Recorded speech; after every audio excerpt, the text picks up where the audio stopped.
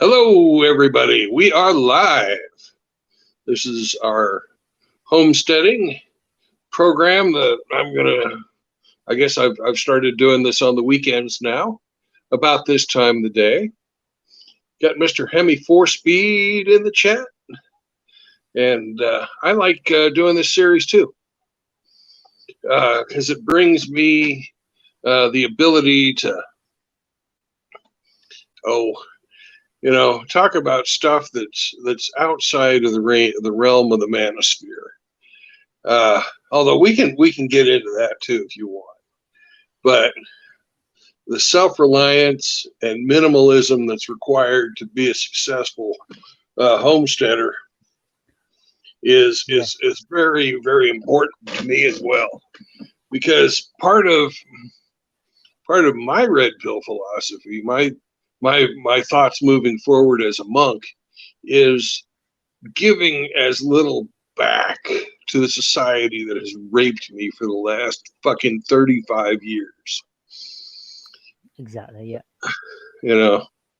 I've paid. I think a lot of men stand on that position. Yeah. It's a lot of men, a lot of us are born into that, we're born into poverty, and a lot of people have their fortunes taken off them. So we all can meet up on a common ground here. So right. It's really cool place. I can't remember who said this, but it's very, very true. A man who has very little is not poor. He who wants more lives in poverty. Fantastic. It was start the stream off. It was one of the ancients. I think it might, but I think it might have been Seneca, but I'm not certain about that. So I don't want to falsely attribute that quote to when I don't want to talk out of my ass. Go Google it. Or DuckDuckGo. Screw Google. Yeah, somebody could do it if they feel like it. But it's a great quote, and the wisdom is the same no matter who said it, for real. Mm-hmm. But we are going to talk about growing food in your apartment. All of you, I'm sure, already have the big bag of rice, the big bag of beans, Mm-hmm. the big bags of flour all ready to go. Hopefully you are thinking about your health and you haven't gotten the bleached white flour. You've got the nice regular flour without that. Organic whole grain. Yeah, organic whole grain if you can afford it. If not, you can you can buy some off-brand whole grain flours. Mm. Or you could go to a local farmer's market, even though it's not branded organic, a lot of it is. Even though it's probably been watered with rainwater, but you can't get away with that. So yeah. So and if we move on with this topic, we can learn how to make our own flour one of these days, which would be a cool topic. It's not that hard to do. You don't need a grindstone. You don't need a mill or anything like that to make your own flour. You need a hollow tree and another tree that you can beat down into your grain to pulverize it. Or if you're on your own, you could just get a pestle and mortar and just do a handful and make a couple of pasties. Mortar and pestle. That's another great way. Oh, it was Seneca, Drewby? Cool. When you get my age, you sometimes forget what you read 30 years ago. Oh, I forget what I read yesterday. Don't worry about it, my man. Well, you smoke a little bit more of that wacky tobacco. Yeah, that's for sure, yeah. I stopped smoking that stuff. I'm not against it, but I stopped smoking it because it becomes very hard to get employment if you have it in your bloodstream. Yeah, that is very true. I'm actually I'm not against people smoking it, but prefer people didn't, even though I do. But I just haven't got access to the better form of, the pure oil, which I think is the only medical way I think people should consume it is within food or oil. But, and I'm moving on. So yeah. Well, let's talk about, what are you going to do if you can't go down to the shop and get your spices and herbs and or food for that matter. Well, you can grow. Sorry, carry on. I thought you was asking me the question, and I didn't know you was going to go on. So carry on, my man. Answer away, sir.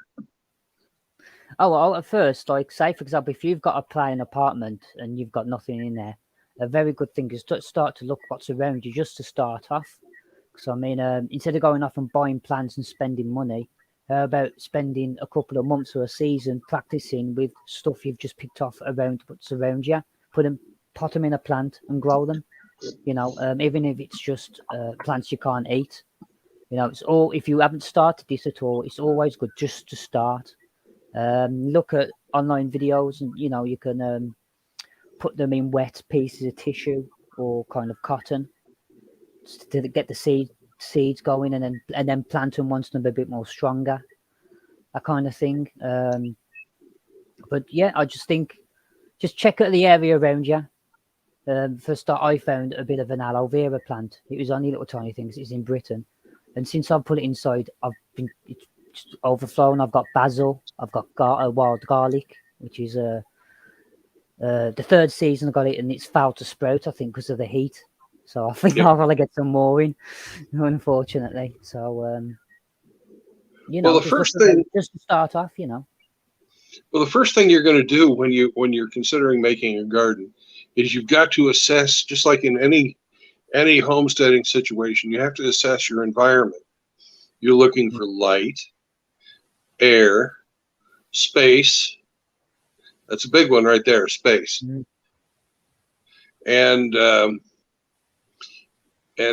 And water. So right now the water works, but if God forbid anything happens and shit hits the fan and there's no more water being provided, you're living in an apartment that usually will have internally plumbed downspouts for the rain. Mm-hmm.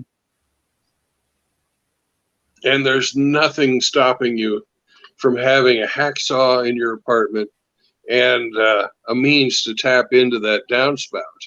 And you can use the whole roof of your apartment at that period of time to collect water. So you're going to need an empty way to collect that water. Usually you'll have water barrels, water barrels. Yeah. If you don't want to wait, because you can turn a water barrel into a tabletop. You can ferment your beer in it too. Yeah. Well, you just put a piece of wood on top of your water barrel, throw a tablecloth over it. It's not even that bad looking, and you've got a means to keep yourself and your plants hydrated. You can also collect the water that you use from washing your dishes or washing yourself, and recycle that into using it. They call it gray water, and using that water to water your plants. Yeah. So there's your water taken don't care of. Gray water. Don't drink the grey water though. Don't drink the grey water. Yeah, don't drink it. Not without boiling it and running it through a filter. Yeah. Mm-hmm. A good way to, and also with the rainwater, you don't want to drink that without it because it's sitting on the roof and the birds shit on the roof and it's not the cleanest. You have to process that before you can drink it as well. And we'll have a whole episode on how to process water so that it's safe for you. Brilliant. But just know for now that there's a couple of natural sources of water you can have. And what we're talking about now is a situation where we would be bugging in instead of bugging out. And there are many different plants that you buy at the store that if you just don't throw parts of them away, you can get them to grow for you again. Mm-hmm. Lettuce is one. Just don't, the heart of your This is lettuce, a good one. Yeah. you eat the leaves and then you wrap the heart of the lettuce in some wet paper towels, keep it dark, Mm-hmm. wait for it to sprout, and throw it in some dirt. If you have It 4 will or 5 grow of them again. growing, if you have 4 or 5 of them growing, you just peel a leaf off each one of them, and you'll just have a perpetual growth. You won't even have to do that, if you have a couple of Right, them going. right. And that perpetual growth will last you about 3 months just from one head of lettuce you buy at the store. Mm-hmm. That's pretty cool shit. Another thing, if you're running out of food, is bean sprouts. You've got the dried beans. Mm-hmm. You've been Mm-hmm. prepping, right? Sprout them, yeah, 100%. Right. And you can have fresh vegetables in a week with bean sprouts. And I love bean sprouts. Because They're not my favourite. I don't like the texture, but it's not that I don't like them. I do have them now and again. Or I prefer grains personally, but it's just my taste buds. well, bean sprouts to me Sprouts are healthy though. Bean sprouts are really healthy though. Well, they're healthy, and because they've got so much water in them, it makes my mouth feel clean after I've eaten them. Yeah. And there's some foods. Fact, yeah, soybean sprout. The soybean sprout, the estrogen has actually been neutralized in it once it's been into a sprout. Well, the estrogen you're going to find in your soybeans and stuff, your GMO soybeans. Oh, it's the GMO. The GMOs, the sprays. Yeah, you can't get rid of the chemicals. Right. It's got to be organic. Right. You don't want to. Soybeans, natural soybeans are a good source of food, but the GMO soybeans fermented, yeah, are so prevalent these days. You can't really even trust the organic soybeans because of cross-pollination. And that's something you have to. Corn's the same way. You can't trust the organic corn anymore because of cross-pollination with GMO. Yeah. And that's really sad. To me, anyways, because I love the last stream I mentioned heirloom seeds, and that's why I was stressing the importance of looking for heirloom, because they're the only closest thing to organic, in my opinion, I've found. Right. Heirloom people.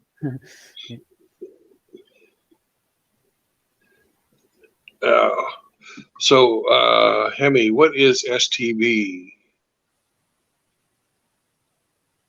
Oh, that's Singletown Bachelor. I'm an idiot. No.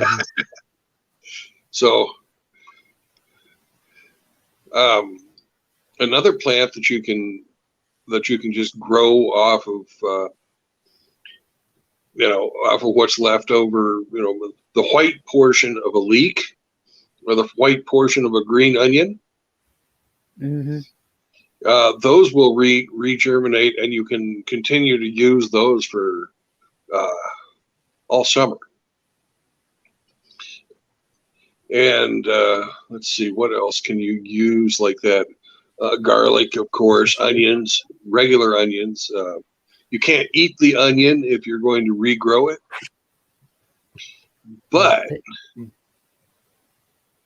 But one onion that you grow will produce, 2 or 3 onion plants, because you see you'll see lots of little sprigs coming up out of your onion. When you start to germinate those, you can separate those gently and put them in a different place. Nice, I didn't know that. Chilies, don't. Chili, yeah. Chili, you have to get the seeds out of there and then grow the seeds for the chilies.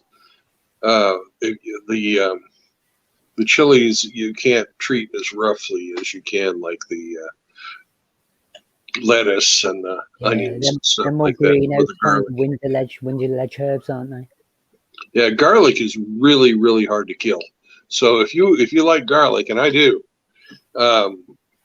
it's and you don't know anything about gardening, it's a great plant to start with because it's really, really hard to kill.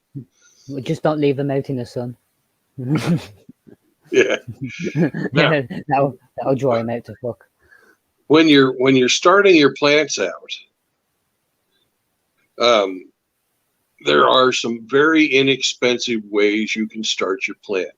You can do the red solo cup, which is a very, very cheap cup, a plastic cup, or you can use for like beans. I use the bottom half of an egg carton because you can, each one of the little egg carton egg holes in there is a great place to start a single bean, and a single bean will grow into a bean sprout, and that sprout will have, it'll produce a lot of beans for that single bean you started. So your return on your time for beans is really great. The same goes for peas. And I love me some sweet peas. Oh man. A lot of these plants. You green peas. What's your stance on green peas? Oh yeah. Peas are great because you can eat them fresh, or you can dehydrate them. Everybody needs to get a dehydrator, by the way, because that's a great way to store food without adding chemicals. Dehydrate it, but you can turn peas into flour and make bread out of pea flour. You can make the hardtacks, Yeah. Of any flour, just water and flour. Anything you can make a flour out of, you can make it store, as long as you've got water. You can make glue too. Glue. Well, you can. That's how we used to make paper mache when I was a little kid. Yeah. Don't they use apples for the wallpaper stickiness in the UK? The wallpaper mache, whatever you call it. Yeah. So another really easy to grow plant that most people don't think about is watercress. Oh, and watercress. Oh, yeah, you beat me to watercress is almost the perfect vegetable for people. The CDC gives it a nutritional value on a scale of 0 to 100. It is the only plant that gets a 100. So it's got almost everything. Yeah, it's perfect. It is the perfect plant. And watercress is also good if you're wanting to do a combination of aquaculture. Watercress is great for having fish because it oxygenates if you're going to have aquaculture and you don't have access to electricity, watercress will oxygenate your water and allow you to keep a fish in the same tank that you have water in anyways for your watercress, so you can have fresh fish without having to go outside and expose yourself to people trying to take your shit. I was just going to mention, like, if you do have an outdoor setup, there is a plant called cattail, and if you plant that in the water and let it grow out, it actually helps purify the water. So eventually, if you add ponds or add fish, it's healthy for the fish. If you didn't have fish, you can start drinking out of it eventually. So the cattail actually purifies the water. Right, but the cattail, unfortunately, takes up a lot of space, just like the corn plant. That's why I would never grow corn in an apartment, because the amount of space that it takes up. for the yield is pretty low.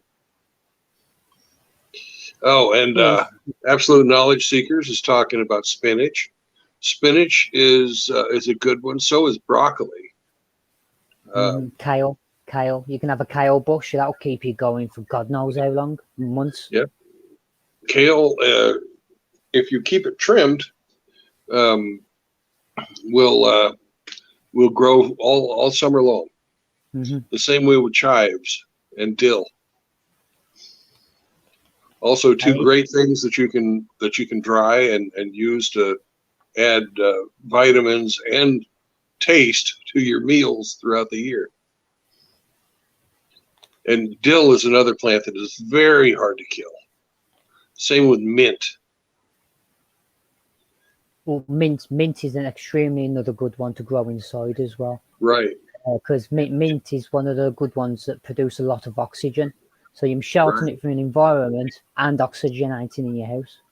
And it'll help if you get like diarrhea, or if you have like stomach ulcers or anything like that. The mint will really help. Make toothpaste out of it as well. So it's fantastic. Mint is. Bit of aloe vera and mint, and there's you got your toothpaste. Yep. Oh, rhubarb!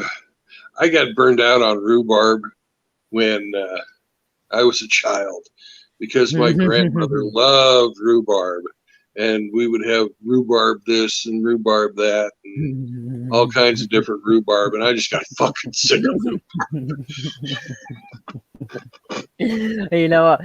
I wasn't as bad as that, but one of my grandmothers, who sadly passed away, she used to have rhubarb cake all the time, and she used to feed it us all the time, even if we didn't want it. You got to eat cake before you leave, so we had to eat rhubarb cake all the time. That taste of rhubarb stays with you like for hours.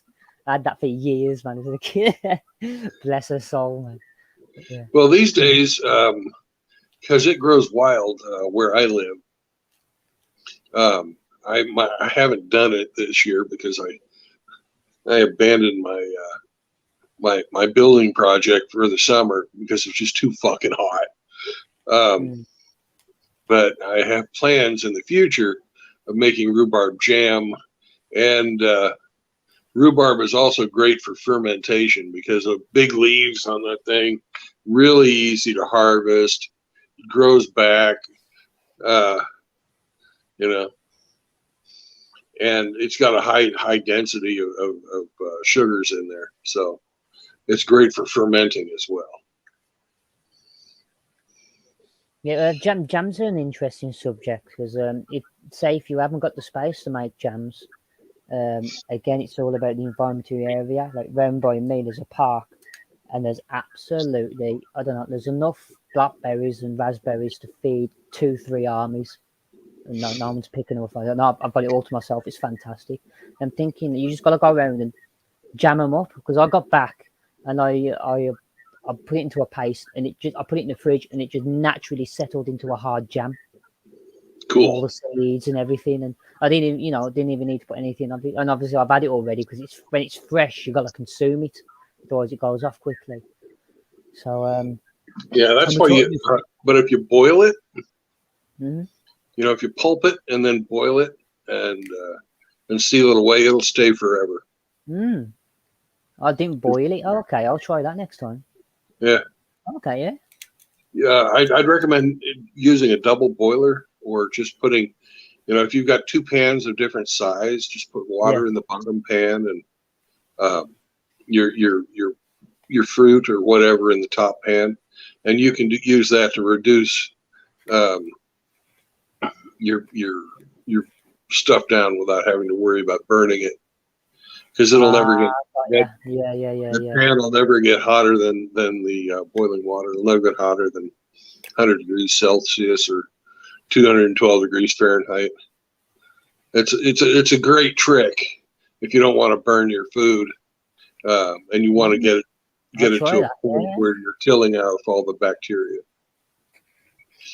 But almost everything. Let's see, what else? Oh, lentils. Lentils are fantastic. and barley.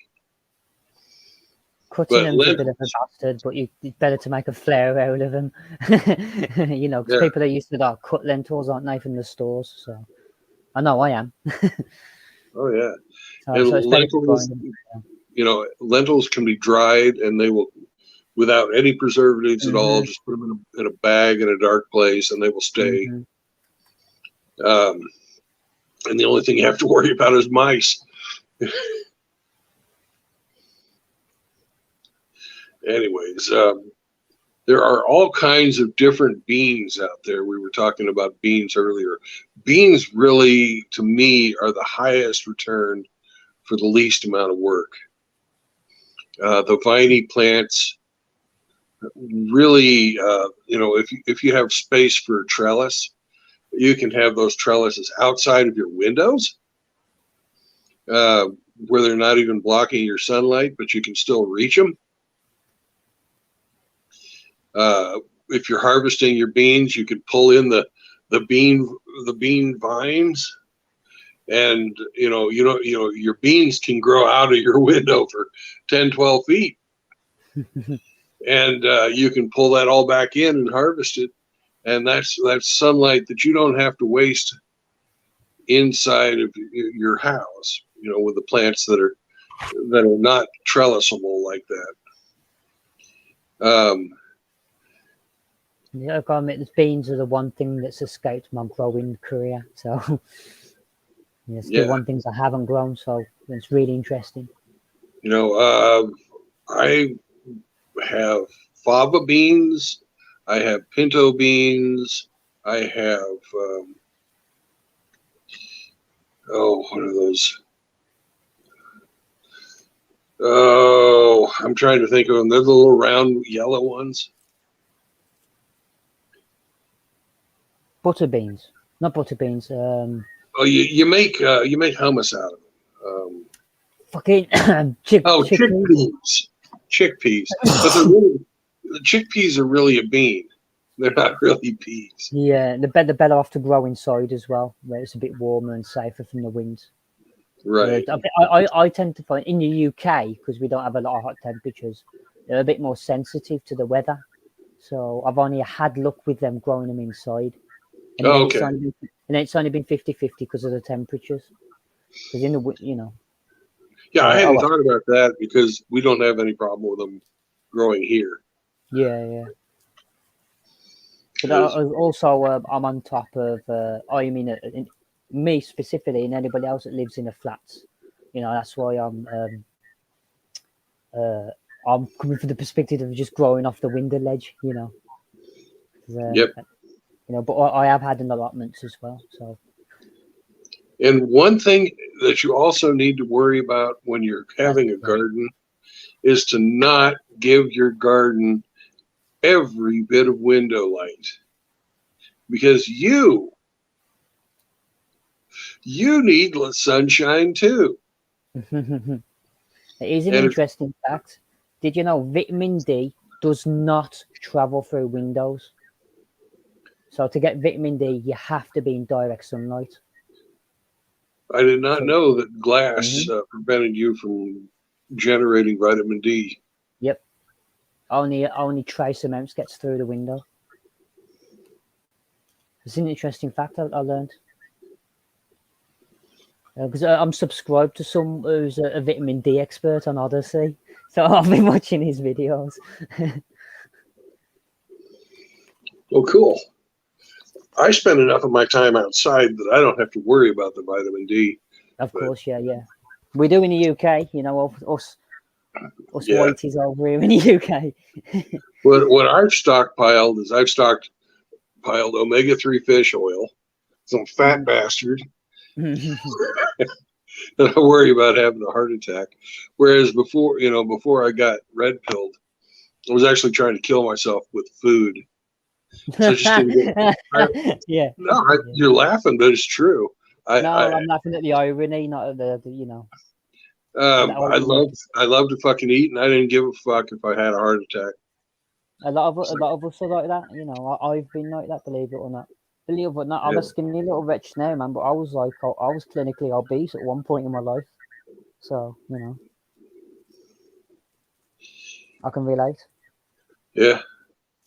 So you get to a point where it's just like, fuck it. I don't care. No wife, You drink, you no eat, you family. smoke. If I fucking have a heart attack, who cares? I'm dead. But ever since I, came to the conclusion that, there was more to life than fucking external sources of validation. My whole attitude about that changed as well. Can imagine. All right. Now, drying your food.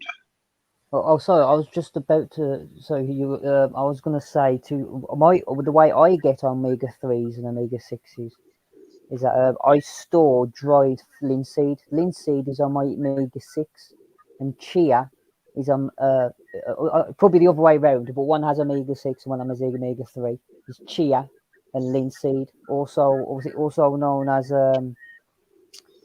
what's it also known as? I don't Flax. know. Flax. Oh, Linseed, flax. Yeah.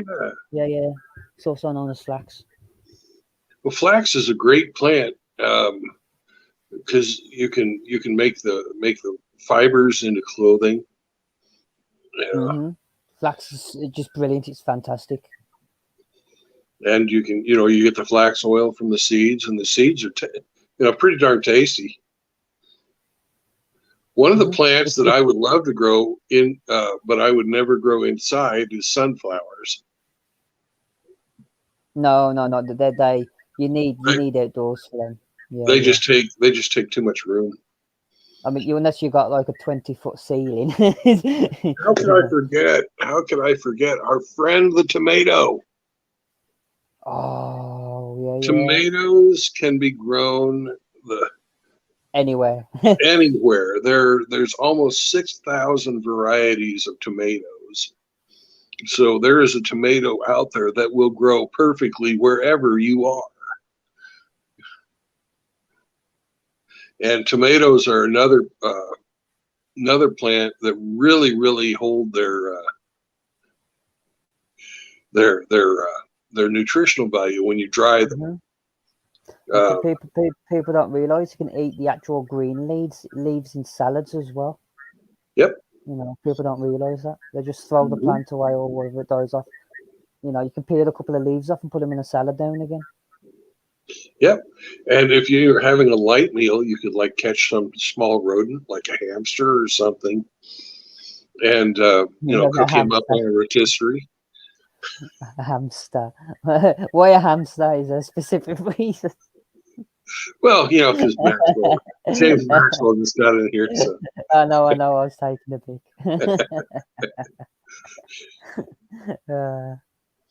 But sun-dried tomatoes are great. If you have the actual dehumidifier, you can that's even better. I love my dehumidifier. It's a great way to preserve a lot of your vegetables. And then there's my favorite indoor vegetable of all, the potato.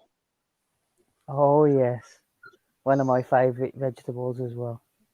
When I was getting my mechanic certificate way back, I was going to an airframe and power plant school in Tulsa, Oklahoma, living in my truck, eating potatoes for a year and a half. And there are so many different ways to cook a potato. And there's so many different potatoes as well. So I didn't ever get sick of having potatoes. We were talking earlier about rhubarb, and I got sick of rhubarb.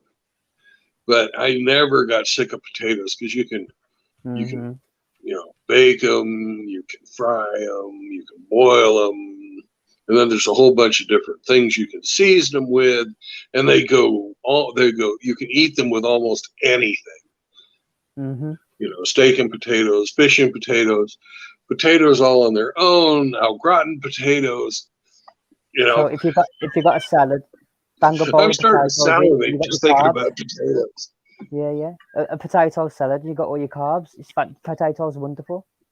Yeah, Yeah. Couple of beans and potatoes, bang, you got your carbs for the day. yeah. And one potato will get you 10 potatoes. 60 days. And You then you can know, cut them in 4 pieces. Can't you cut potatoes in 4 pieces and grow 4 plants? you might be able to. I don't do that when I grow Yeah. potatoes. I always use the whole potato. Yep, and Maxwell's right. Potatoes are easy to store. Yeah, as long as Brush it's all the dry. dirt off of them. Keep them in a cool, dry place.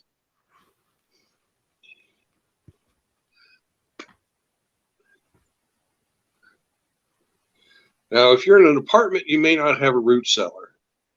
So, what do you do? How do you overcome that? You don't.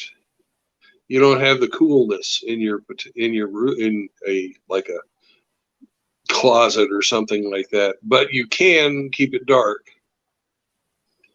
So what you do, you got to know the layout of your room. You got to know where your heat pipes run through the house, and so you got to avoid anything that generates heat, electrical wires, find anything you find a corner, preferably where it's on the outside. It's a gamble. Where it depends where the sun rises, east to west. So you put it on the opposite side to that, so it shines so it's always on the cool side of the house. You Right, find a right. little cupboard. You build a little cupboard, and you always have, if you can, somehow have a fan running or keep cool air running through the room. Have a window open, but have that cupboard in the little bottom corner, storing all your food. I Right. think that's the best way you can do it. If you're somehow able to get ice or cool stuff, keep it all in that room so it just lowers the temperature. Well, So hamster anything that generates any type of coolness somehow, just put it in that room. But plants are good. hamster, you're kind of the onions actually are best stored in the open air, just like garlic. Uh, we used to use my we used to use my mother's pantyhose, old pantyhose, to store the onions in when I was a kid. Also, but you got to keep them in the dark because if you eliminate the oxygen from the onion or the airflow from the onion, it will start to germinate. It'll think it's underground. It's one of those plants like that. But onions are so hard to kill, and they really want to grow. Even if you dried one out, you can just rehydrate it, and most of the time it'll start growing again. Mm-hmm. Life is fantastic. Life is Well, really resilient. one thing I like is onions. Not onions, garlic. Sorry, garlic is the one I like to store because you can just hang them out in the corner, out in the sun, out the way of the sun, just in the corner of the room in the last months sometimes, depending on the temperature. Yeah. I love Plus, garlic. garlic Garlic. hanging around your house is kind of cool looking, and it keeps the vampires away. It does. Yeah. I have mine hanging from the boiler because it's nice and cool in that little corner. So silly as it sounds. It's underneath it. Heat rises. So Let me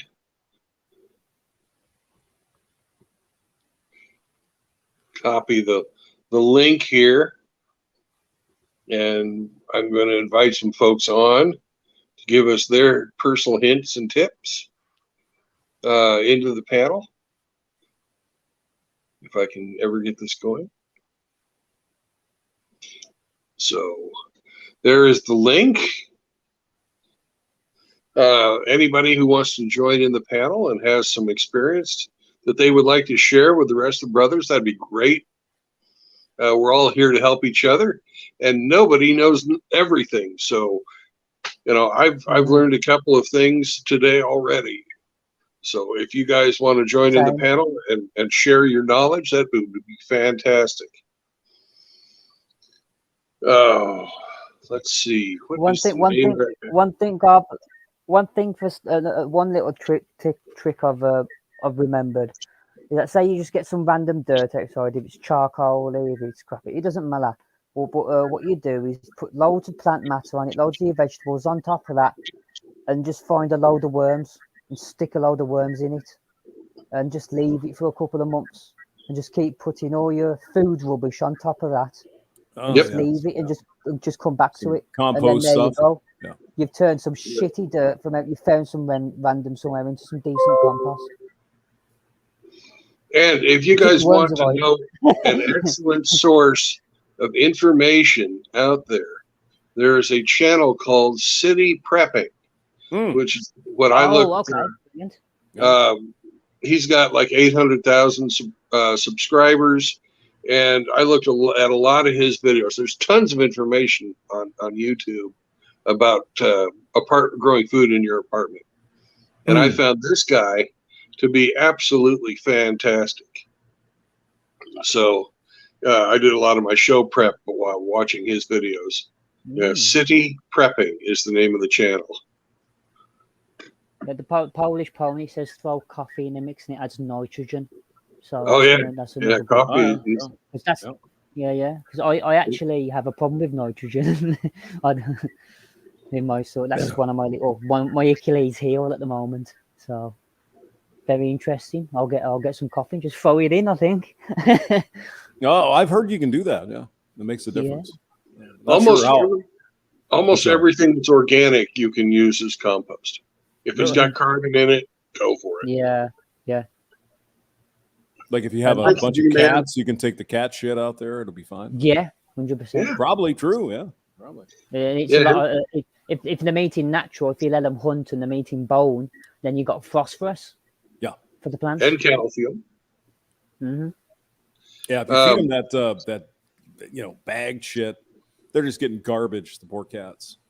No, if they're eating mice and birds and that kind of crap, I think you're all right. Yeah. As long as they're not eating plastic bags and crap.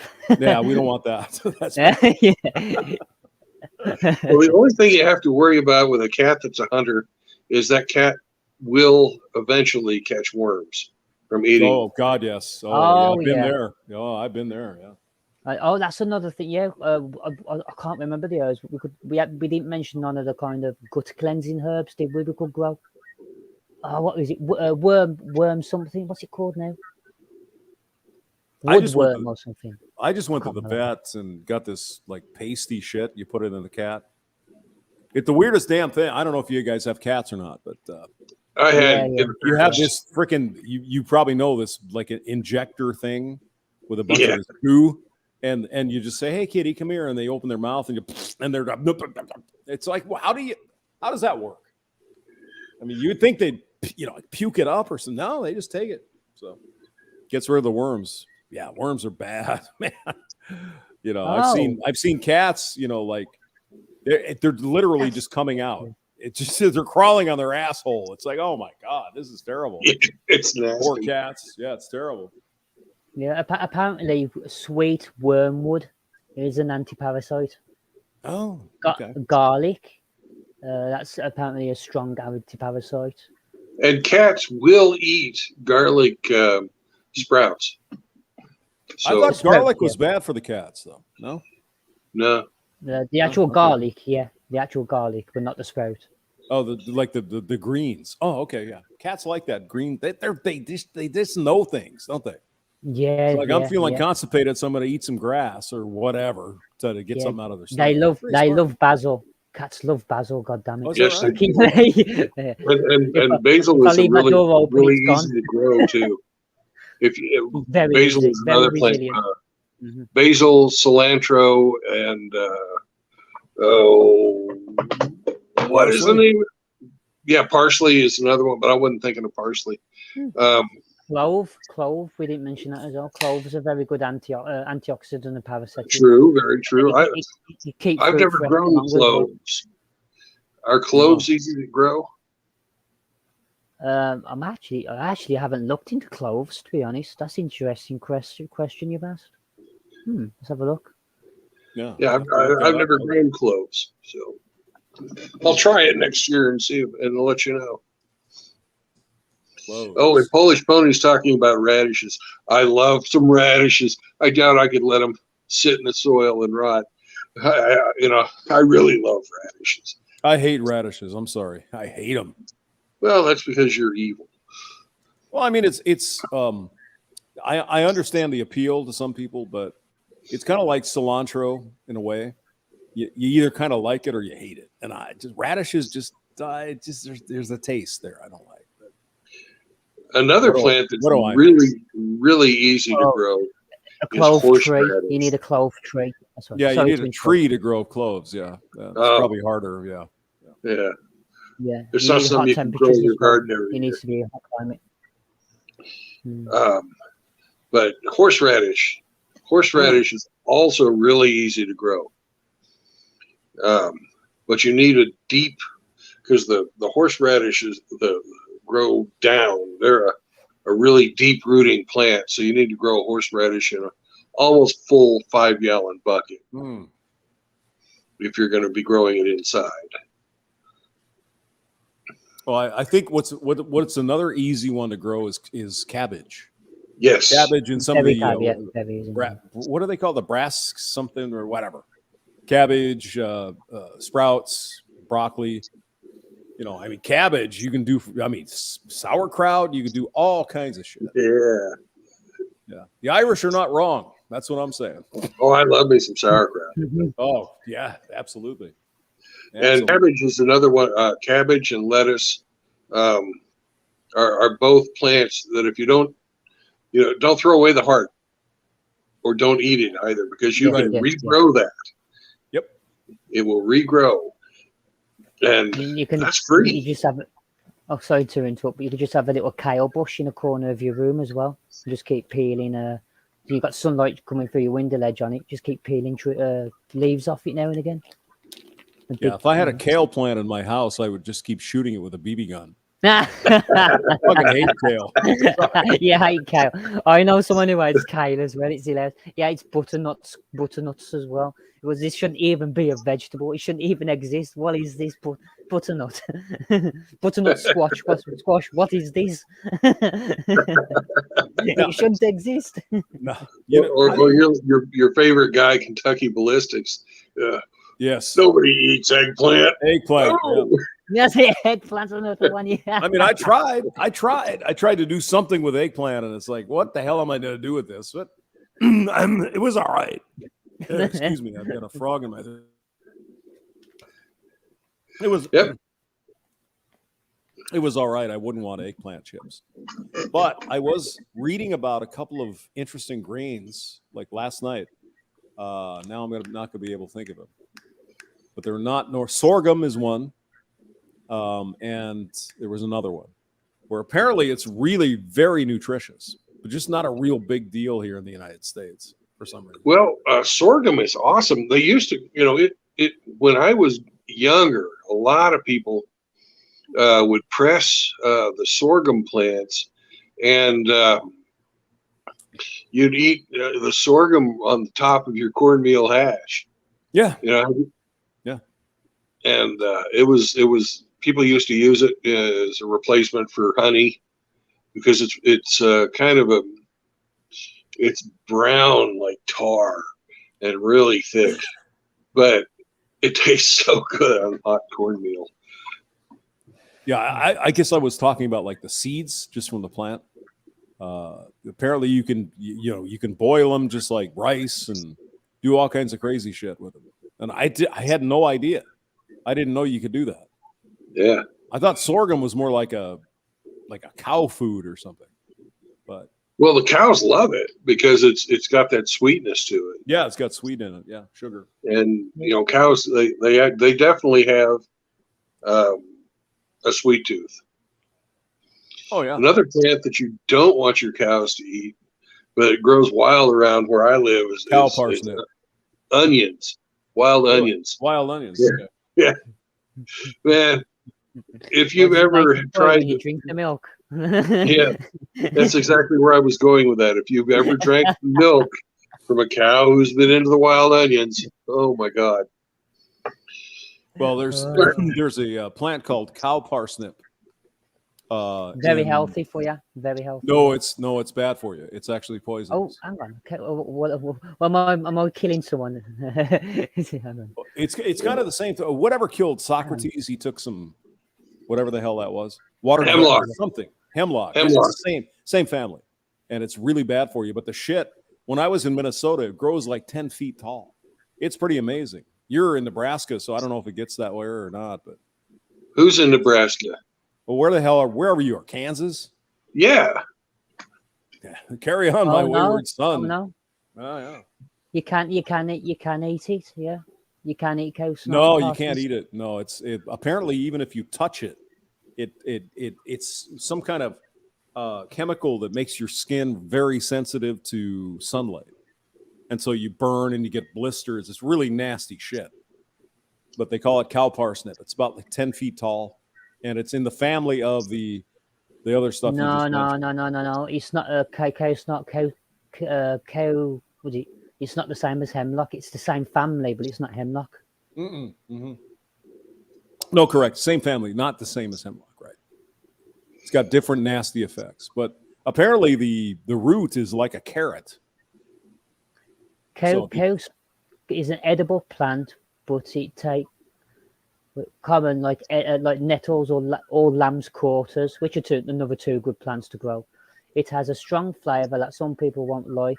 For the best results, I suggest you cook the cow parsnip's green parts as you would a herb. So the leaves, basically. Okay, I must be mistaken. It's happened before. So. Edible parts, you only the young leaves. Oh, you can eat your older leaves as well. Oh, and the unripe pods. You can eat up the unripe pods as well. Yep. And have you guys ever had kohlrabi? Kohlrabi, yeah.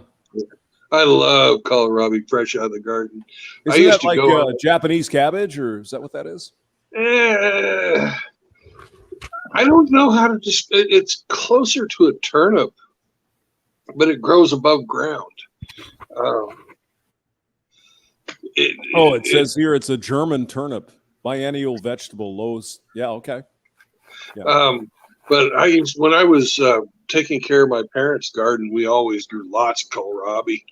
And when I was I would always go out with a knife and a salt shaker and just eat them right off the ground. Holy shit! Strip the leaves off of it, take a bite out of it to get to the and then spit out the outside of it, and then you get in the middle, put a little salt on there. Eat that shit right out, man. I love that. I love that.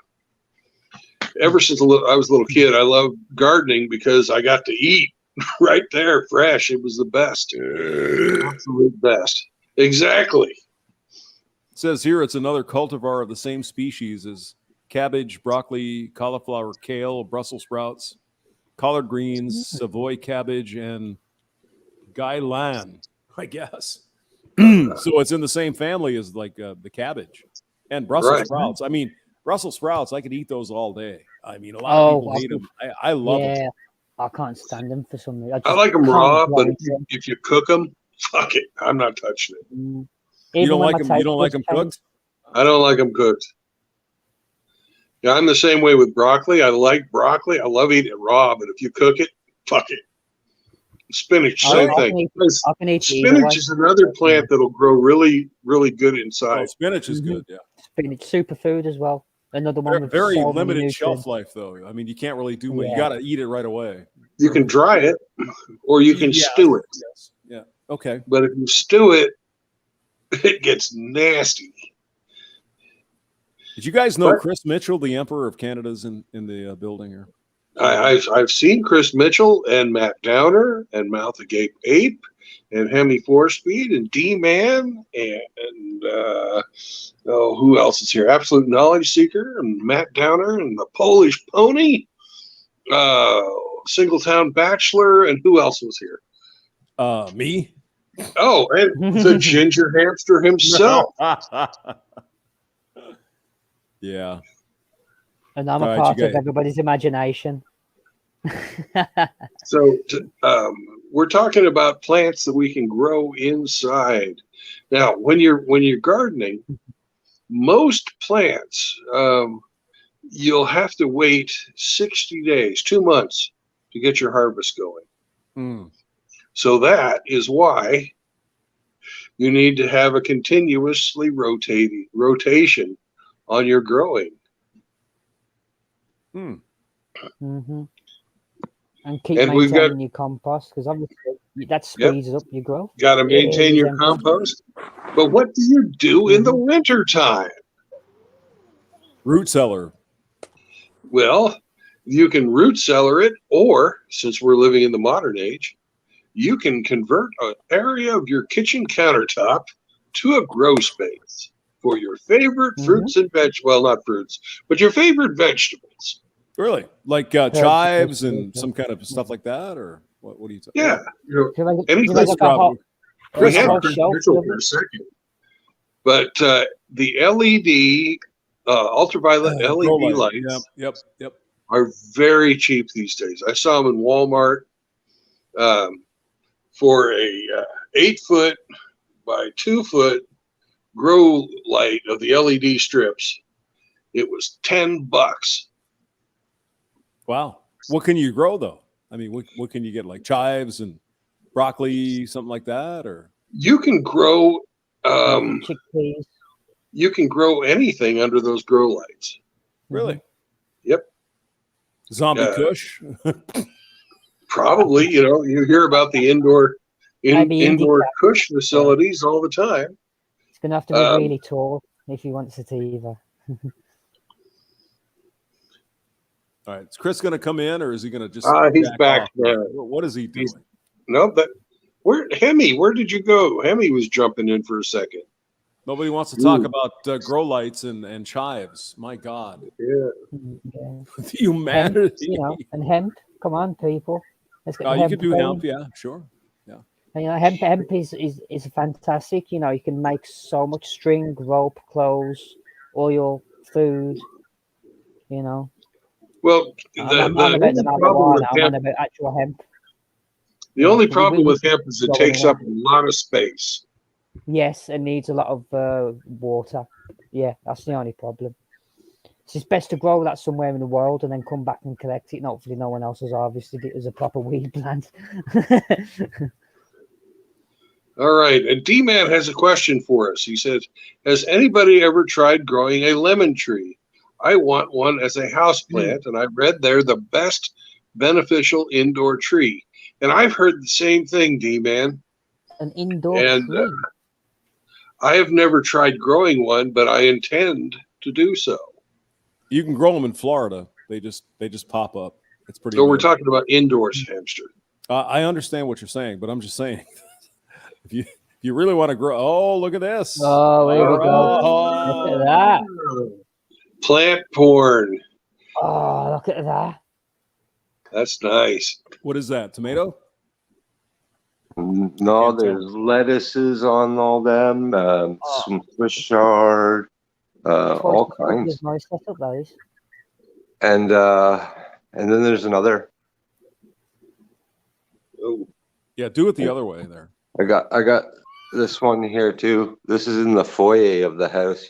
You walk in, and I can use the stairway to harvest the top ones. The well, stairway. that's a fantastic way out there. Hammy, you the man.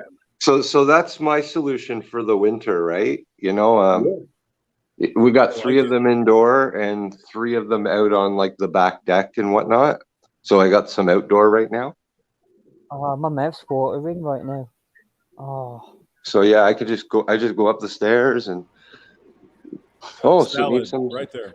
need some parsley today, you know.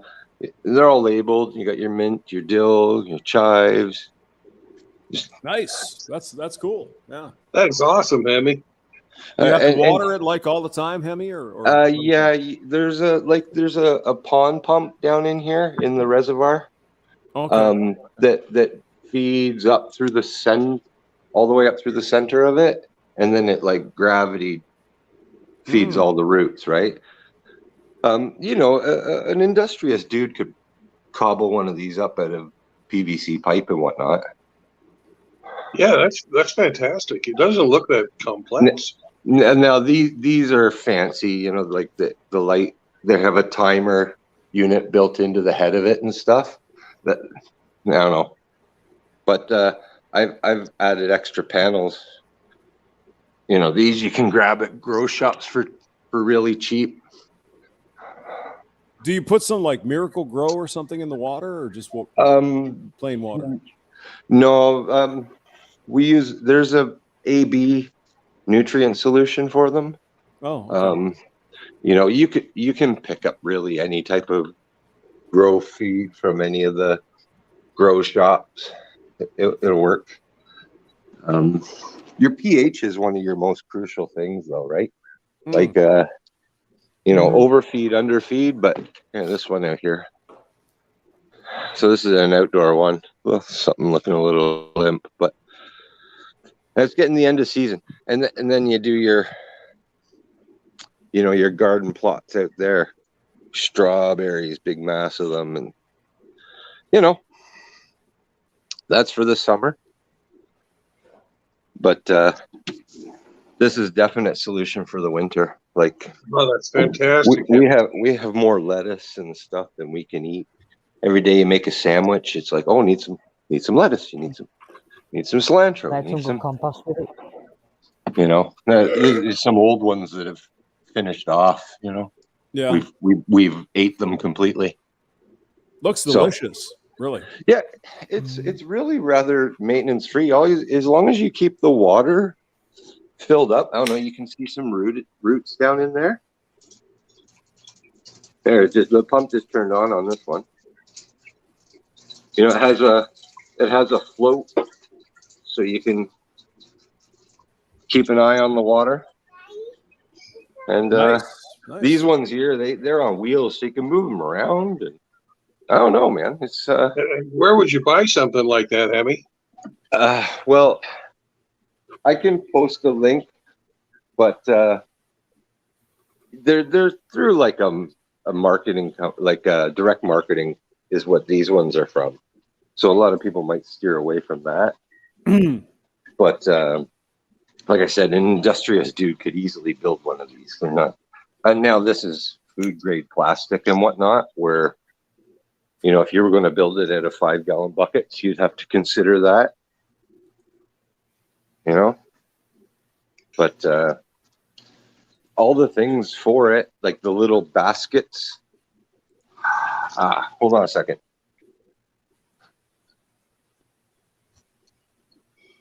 Holding on. Yeah. I'm just going to grab a piece of equipment here and show you. If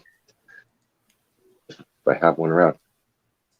Here's where I start things on the kitchen window with just a basic LED panel. Yeah, right? those are the kind of lights right there that you're showing that they're selling in Walmart for real cheap.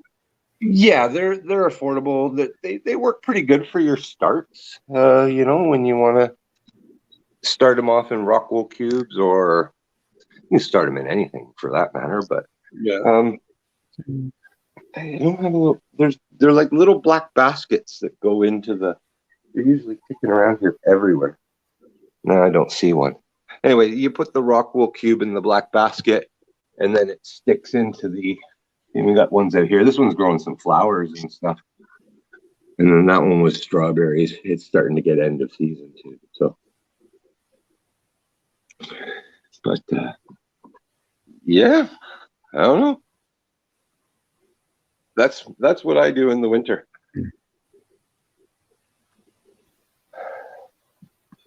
Yeah.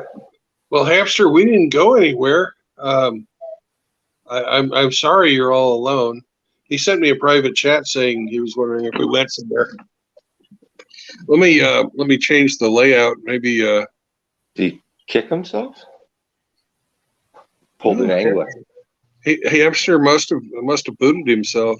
Let me throw the link back out there for Hamster to come back in. So I'm sorry you got booted, Hamster. Here's one here. These you can get these from any grow shop. These little Rockwool starter baskets. I think drill a 1 7/8 with a hole saw. You could stick them into the side of your bucket. A 3/4 PVC going up through the center of it, connected to your pond pump. Maybe make this out of a big Rubbermaid tub or something like that. I don't know. I think an industrious guy could cobble one of these things up for probably about $200. Yeah.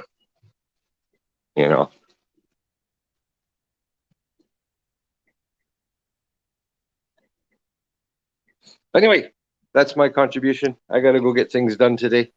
I love Cool. these streams. I love these streams, though. Well, thank you very much for showing us that stuff. That's some great information. See, Anytime. I didn't even know that such a thing existed. That's fantastic. No, I knew it did, but I didn't expect the lights with it. I was a bit blown away with that. I was like, wow, that's impressive. Yeah, it's amazing stuff there. Mm. Hello, gents. Ask Hello. me anything you need to know. What's going on, guys? Sorry, I've got a whiny little guy to deal with right now.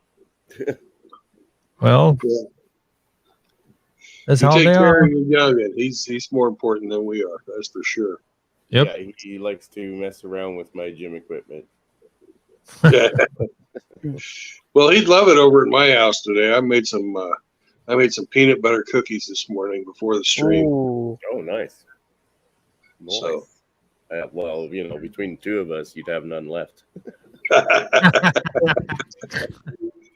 That's another thing you could grow. Actually, is peanuts. Yeah, They're similar to definitely. potatoes. Just stick them in a dark place and let them grow.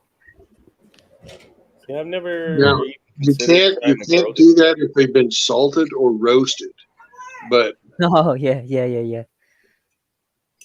you got to get proper peanuts. Not edible ones. right. All right. But you can buy I think around here they call them goobers, which is the uncooked peanut. Careful, buddy. Never heard that. Was it goobers? Yep. Huh? But where I grew up is probably 60 miles from the George Washington Carver Museum. And if you guys don't know who George Washington Carver was, he was this absolute genius who lived at the turn of the 20th century. He was a former slave, and he is the guy that's responsible for us eating tomatoes these days. But his big thing was he found thousands of different ways that you can use the peanut. And he was a botanist. All right. And and I'd like to think he was a MGTOW because he never got married, was not gay, but never got married, and Had a fascination with peanuts. yeah, he was born a slave, and he's the guy that figured out that you could make plastics out of soybeans. Henry Ford was after him his whole life to come work for Henry Ford, but he was always like, "Fuck you, I'm my own man." Fuck you, money. But George Washington Carver died a millionaire after being born a slave, so Yep. it's a great story, and the dude was an absolute fucking genius. He would go out and find different types of clay and mix it together with some other stuff and make paint out of fucking dirt. You know, Chris, you'd understand about the chemistry involved in that, but I don't.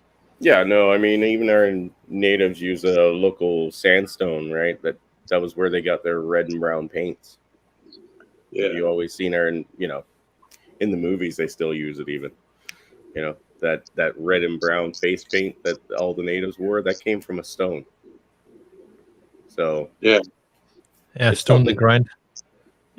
Yeah, it's a very soft sandstone, and when you start to mill them together, like all you need is literally spit and to rub the stones together, and eventually you'll end up with essentially what they use as paint. They've done like whole mountains with big face paintings with that same sandstone. All right. And Hemi Four-Speed has given us the link for that indoor garden that he was showing us. It's towergarden.ca/TG.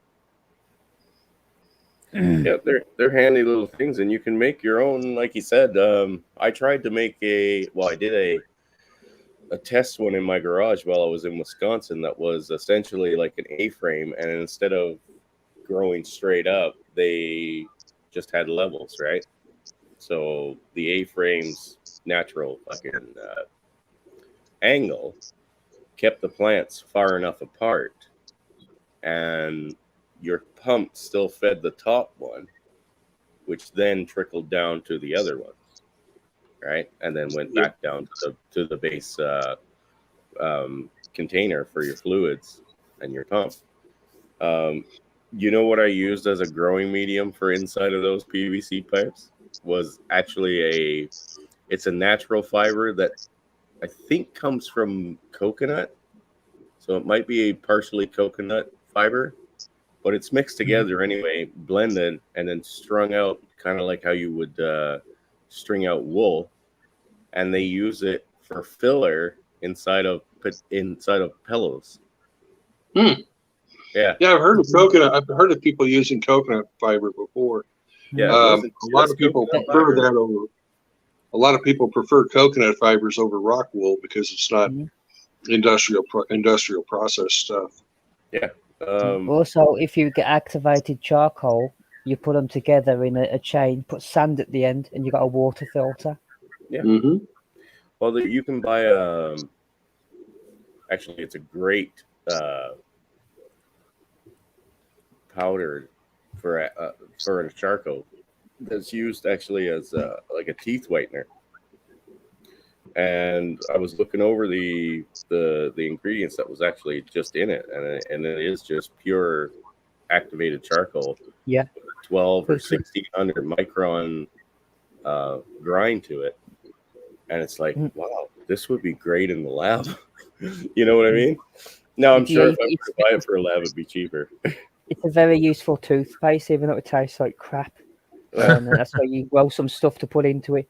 But it has the carbon structure has a particular property where it literally attracts toxins to it. So that's why sometimes the ancients used to chew and eat charcoal, because then all the toxins used to be drawn out of the body and it come out in their shit, in their poo. And obviously you don't make compost out of that, but it used to be part of the diet to detox the body.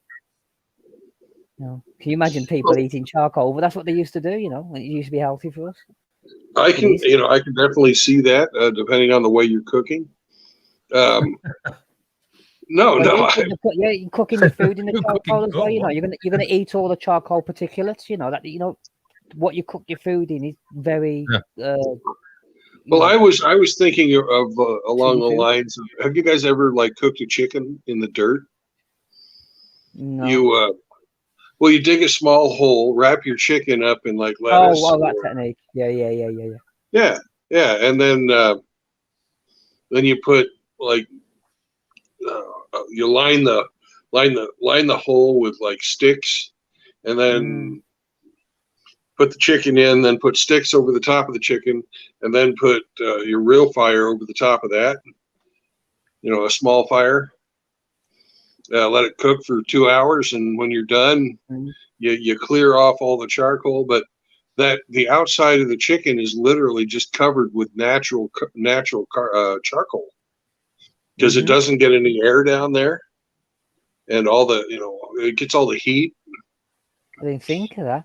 I've actually heard it the other way around, where you have the fire in the hole, you have rocks on top of the fire, so you cook the food on top of the rocks. Yeah, But there's what you lots of just people that do mentioned that. seems a hell of a lot more healthier. The people that did a lot of in-ground cooking were the Polynesians. They would cook a whole fucking pig that way. Just build a bonfire over the top of the pig. Yeah. And when the bonfire goes down, your pig is cooked.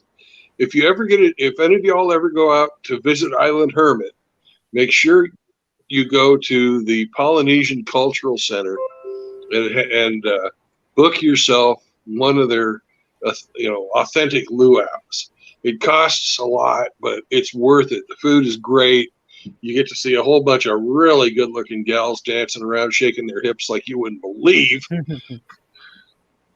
And the guys put on a great show too. They have this whole thing. They're dancing around. They're doing their flame fucking twirling and shit. It's a great night. But the Polish pony says if you grind and wash the charcoal, you can eat it. So if you what? If you grind and wash the charcoal, you can eat it. Well, it's just carbon. I mean, it's literally. We are carbon-based life forms. Yep. I doubt if you'd feel great at the end, and I wouldn't eat a lot of it. But yeah, no, it's no problem. Well, it's not going to hurt you. You actually wouldn't feel good, because the process of taking toxins out your body means it has to go through your system. So you might get a bit ill, and you might have a bit of the shits because you're getting the toxins out of your system. I'm not big on the toxin thing. Like, I got Rusty. You want to come in and share your pig cooking story? I got all kinds of witchcraft around me that I already, kind of witchcraft. Yeah. But yeah, no, like I tried planting a bacon tree. That didn't work. I tried planting the cow. Well, Mountain Babe has a bacon tree. Didn't work. I planted a tortoise tree 15 years ago. Still hasn't sprouted. Motherfuckers, right? Must be something in the environment. I'm actually pretty fortunate. If I had to fucking worry about that shit here, we have a lot of cattle farmers around us, right? And over the years, a lot of them have escaped and just fucking live wild near the mountains and stuff. They survive just fine every year. Well, Chris, a lot of unmarked cattle up here that you can take if you find them. The topic is indoor gardening today. Oh, yeah, but we can have some indoor. There's some animals that you can grow indoor that you can eat as well. Oh yeah. The most popular one I would think would be rabbits. Yeah, well, we have lots of wild rabbit here. You know what I mean? But we're talking about indoors, not your wild ones. Got to stay on topic, man. Focus. Well, rabbits are definitely probably the least demanding, right? And they're probably the cleanest. You got to grow the food to feed them. That's the issue I'd have with it. That is an issue with any type of animal that you're going to eat. They're going to consume much more vegetable matter than they will give you in meat. But if you have a surplus like Hemi, why not? Or if you have a root cellar, right, where you've kept the vegetables that you've grown over the summer, instead of using your scraps for compost, they'll eat everything except for onion, right? And Singletown Bachelor, you are absolutely correct. There is a band, and I love them, called Carbon Based Life Forms. They are a great band to put on and play when you're thinking, or if you're really fucking high. Never heard of them, man. I'm gonna look them up. Oh, they haven't put out anything new for about 10 years, but they're still touring. I can still remember them back in the 90s. I said, what? Carbon-based life forms? Yeah. That sounds funny. I love them. They came to Ukraine when I was living there, and I saw them live. They're kind of a trance. Yep. I guess that'd be the best way to talk about them. Yep. And there's nothing wrong with feral cow. I mean, come on. If you were out hunting deer and all of a sudden a fucking cow fucking walked up in front of you, There's nothing wrong with it, but it's off topic. I'm still taking it. I would disagree strong with that, but that's just me. Yeah, but you're a vegan. Technically. Technically, okay. Vegans' opinions don't matter. I argue. You stick me in the same with a vegan, we'll end up arguing. No, there's lots. Well, I got into it with you on Chris's stream, so you can get into it with Chris on my stream. Yeah, It's well, like the circle of life. that was a complete different scenario, man. You was just a short end of the straw, wrong time, wrong place, bro. So The circle of life. wrong subject as well. I don't even care about that subject. It just, I don't know what happened. Well, one of your biggest producers that you're going to have inside is going to be a tomato plant, and most tomato plants will grow just fine inside. They just need a little light from the window, and most people, will have natural sunlight in their house, right? Right. And you can grow tomatoes upside down, which is really cool. Oh, it's brilliant, yeah. And those little grape tomatoes that, you get bunches of, but you can pick a few a day type of thing. Those are the best ones to grow upside down, which is weird as shit. What's up, Brother Rusty? Hey, how y'all doing this morning? Oh, we're doing great. Welcome to the stream. Morning. Glad to be here. Damn. Say again? You say morning? What the? Yeah. Damn, it's almost summer in Denmark. So, yeah. Well, that's the beautiful thing about being international. That's why I have to stream at the time I do. Yeah. Well, y'all was talking about pig in the ground. Don't forget Hank Williams song. Goes, we got the pig on the ground. To be honest, and all rowdy friends are coming over tonight. Yep. Oh, excuse me. I'm fishing right now for lunch. Nice. Excellent. What are you hoping to catch today? Say again? What are you hoping to catch today? Oh, just some little bass. Can you see them brim right there? Uh-oh. Ready to go. Uh-oh. Oh, one try to get on. Yeah, let me tell you something. These caves down here, there's nothing they won't eat. And they love putting stuff in the ground, cooking it all the time.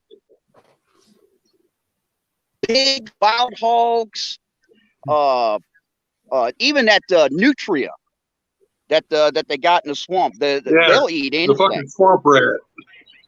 Yeah, exactly. Yeah. But what is that? it's really I seen them do it like 50 different ways. Dig a hole, bury it, pile the fire on top of it, let it cook for like 5-6 hours. I seen them dig a hole, throw the coals in on it, and then bury it like that. I mean, they do it all. Yeah, as long as you get it cooked all the way through. Well, the Jamaicans, they do that with their chicken and everything. They bury their whole meal, essentially gets buried, and then they just leave it for a few hours. Mm-hmm. And apparently this was because they still had to cook, I guess, during some kind of invasion or conflict, and that's how they would cook their meal. Rather than having a fire on the surface, they would bury it and spice the absolute shit out of it, of course, because jerk chicken and stuff is kind of their thing. But got one on. There you go. All right. Way to go. Right there. See him? No, we can't see it. Hold on. Hold See it the in. road. Hold it in. Oh, All there you go. right. Yeah. Yeah. There's a pan fry. That's a good one. Yeah. He's a little small. Yeah. We're gonna throw But- him back. But if you had to eat them, you would. You know you would. Oh yeah. Now, if any of y'all have the ability to, have some small ponds, I mean, you could do a lot of aquaculture. But, I'd say be careful with fish because they do hold a lot of parasites, and the parasites within the fish can actually withstand cooking. So just be careful. Yeah, some of There's- them. I really- be careful where you fish from, especially. in my experience, I've only run into one situation, and that's with some of the larger saltwater fish that I catch off of the reefs. And they have a poison that builds up. Basically, it's a mercury poison. It's called ciguatoxin. Wow. And this is very predominant amongst the great barracuda. But other than that, some of the bigger drum, the larger the drum is, like a black drum or a red drum, it will have a lot of worms in it. That's why you throw the big ones back and you keep the small ones. Oh, yeah. But other than that, yeah, a few parasites. There's a few parasites on the East Coast that I know of that some of our fish can have, but they don't generally survive cooking, right? And now, if you cut out your fillets, you will see them in the fillets. You know what I mean? Yeah. There'll be little worms wiggling around. You can look up. I still wouldn't risk it though. If you see, No. yeah. No, look they up become videos. compost. Yeah, you can look up videos compost. that show them, like, even in the stores, guys. Even in the store, like packaged up in the store, and you see people zooming in on it, and you see these little white worms wiggling in the fillets. You know what I mean? Like, Yep. it's a bit of a turnoff, obviously. But It's the risk Excuse me. you take for eating live tissues. You know, that's what the parasites live in. You know, they don't live in the plants. It's just what it is. You know. Yeah. Here's something you guys might be interested in. This is, I don't know if you could. I know a buddy of mine does it in the city. I just wouldn't recommend it, but let me show you. Look at these beehives. Yep. Oh, this is my ball game. That is a skill I have always wanted to learn. Same. You see them? Yeah. I don't fuck with bees. I can't stand the feeling. I can't stand the fear of actually, that they handle some of these species barehanded and stuff. I can imagine Oh, me they're doing it. insane. So, even though I want to do it, Yeah. it's still cringeworthy, you know. Yeah, no. Those Well, people are bees insane. won't fuck with you if you Next don't fuck time, with them. So, man. All right, I gotta go play with my little guy here, guys. But I'll be listening All in the right. background. Bye, See ya. Chris. Bye, guys. So that looks like an awesome place, Rusty. Yeah. Have a few gardens and a couple things. I do a lot of freshwater fishing when I'm not out on the boat. I've been fishing, my whole entire life. I grew up on the water. Right. Yeah. But if you have a place like this, you need to get one of these. Oh, yeah. Mm-hmm. It is an interesting fact, the love chemical you get from sex, oxytocin, and touch, loving from a woman. If you actually do get the same production by having a pet and touching your pet and having affection for a pet, you literally get the same chemicals needed for healthy maintenance of the brain. That's a good point. Interesting fact, yeah. Pets. That's a very good point. If you're lonely, get pets. Yeah, I couldn't live without my dog. No way. I can imagine. A nice water dog like that too would be perfect for a boat. Oh, she can't come on the boat. She sheds too much. She would clog up all my AC systems. Oh, that's not fair. I know. Yeah, those so AC systems that work on the salt water system, they can clog up real easily in the airflow. Rusty, I got a question for you. Yes, sir. I use rotten chicken as my crawdad bait. What do you use in my crawdad traps? I use rotten chicken. That anything rotten like that would work, but heck, a lot of these guys that catch crawfish, they put hot dogs in the damn crawfish traps. Yeah, that's cheaper. Although the chicken I get's free, but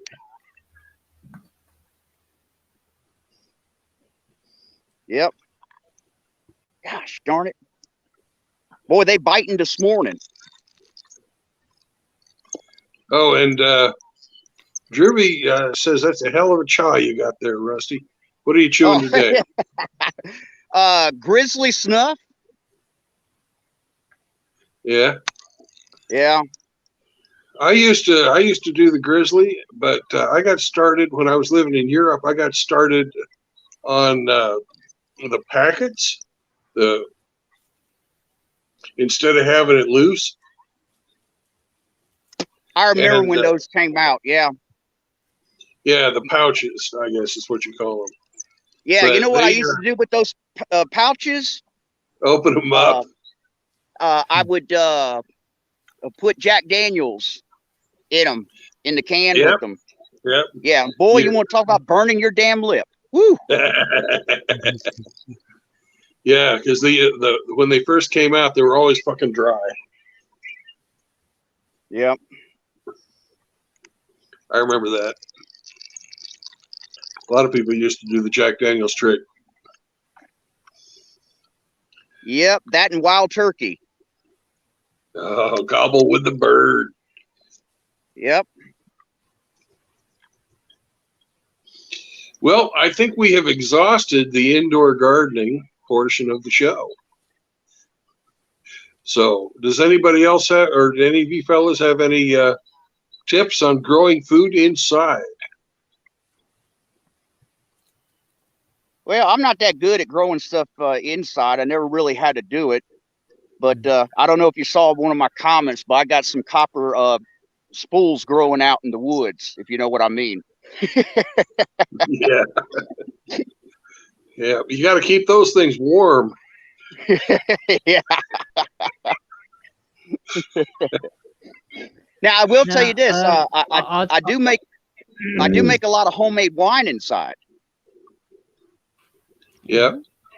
Yep, in buckets. Wine is a great thing. Wine is a great thing. Well, gentlemen, I will probably not be here next weekend. I've got to travel for work, but in 2 weeks' time, we'll do this again. And we're going to talk about cellars and how to build your own root cellar. Cool. And I did a lot of digging. An interested listener. So yeah. I did a lot of digging this spring, and I lost 50 pounds digging. But so digging is great exercise. I hate going to the gym.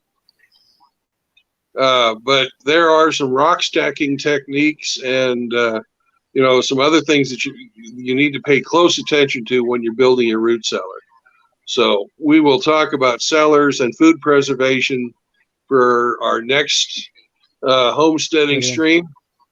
And I'd like to thank everybody who got on the panel today and everybody who's been here in chat. And it's been a great time. I appreciate everybody showing up because this is a worthwhile topic. Always fun, True Blood. I love learning the new stuff because that's the best part of it for me is learning new stuff from you guys. So You too, man. Thank you for your wisdom and your knowledge and your opportunity to be on this stream. It's brilliant. Thank you. I appreciate it. And thank you for co-hosting these, Manly. It was a great idea you had to have the stream at this time.